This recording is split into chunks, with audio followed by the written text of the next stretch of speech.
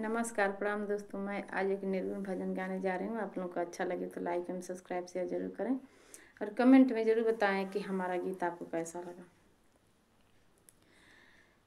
बाबा मोरे चुनरी भेजवले, बाबा मोरे चुनरी भेजवले, 5 रंग पे वना लगाइए राम।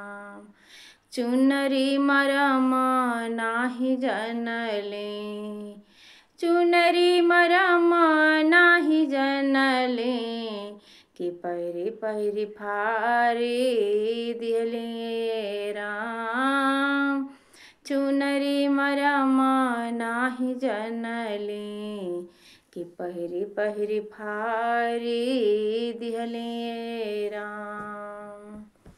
बाबा मोरे बगिया लगवले, बाबा मोरे बगिया लगवले, अमवा महुआ घना बारिये राम। सेहु बगिया लागेला भयावन, सेहु बगिया लागेला भयावन, एक कोइलरिया बिनाए राम।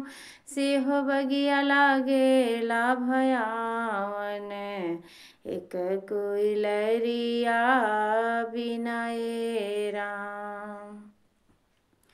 नैहरी में 5 गो भैयावा, नैहरी में 5 गो भैयावा, त 5 भौजैया बाणिये राम। नैहरी में 5 गो भैयावा, त 5 भौजैया बाणिये राम। सेहो नैहर लागेला भयावन, सेहो नैहर लागेला भयावन, एक महतरिया बिनाए राम।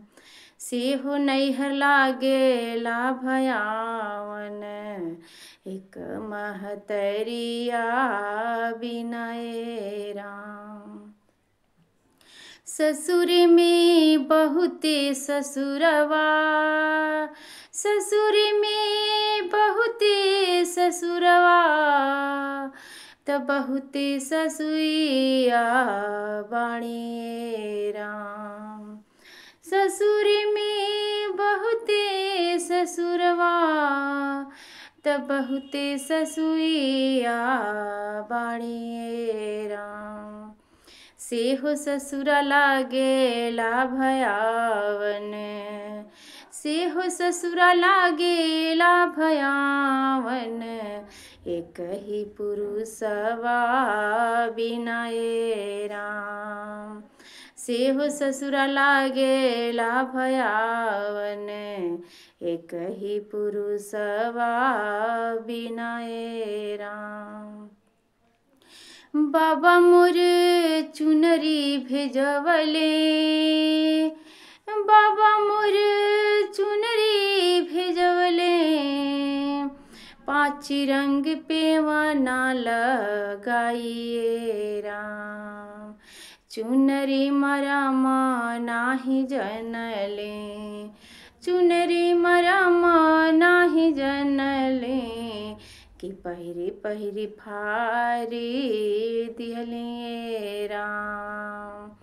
चुनरी मरम नाही जनले, कि पहिरी पहिरी फारी दिले राम।